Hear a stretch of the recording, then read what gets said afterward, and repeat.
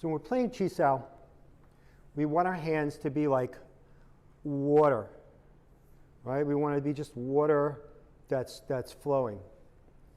And what is the purpose of Chi Sao? Well, traditional Chi Sao has rules, and they're very strict.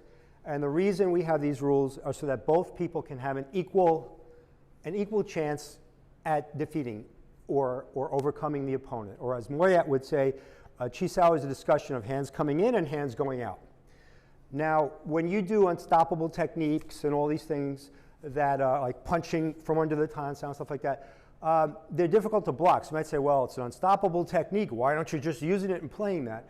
Because then it doesn't give the person a reasonable chance to block it. So at an advanced stage, we start to play Chi Sao, and we do it more fluid. And we start to use like all kinds of stuff. And we mix it up, right? Every roll,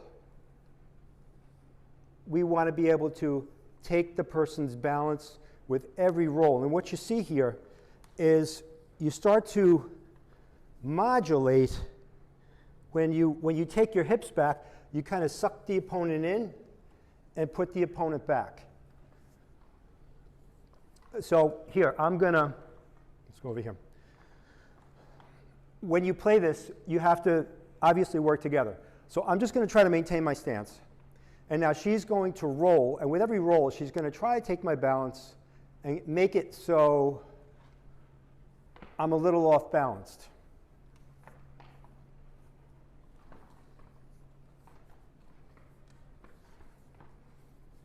And this is part of the Toi Ma drill.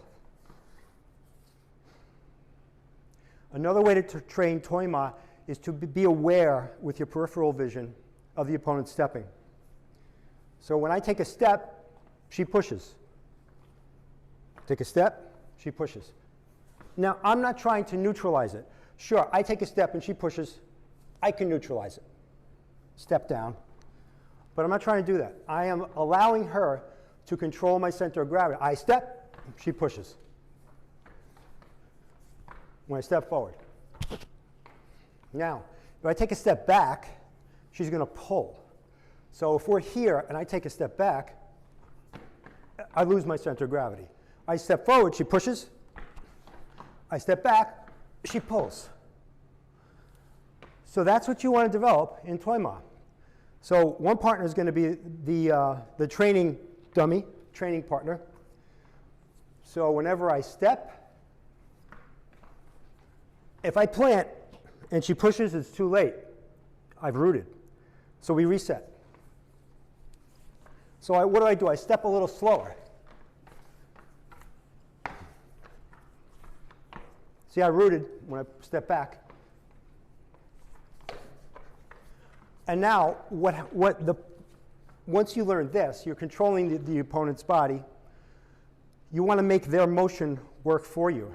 So if she's pulling me into her, then she's got to be cognizant that my whole body weight's coming forward. She's either got to get out of the way and do a technique, or as it comes in, let it meet a fist.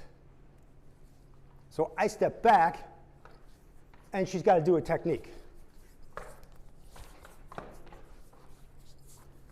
And then we roll.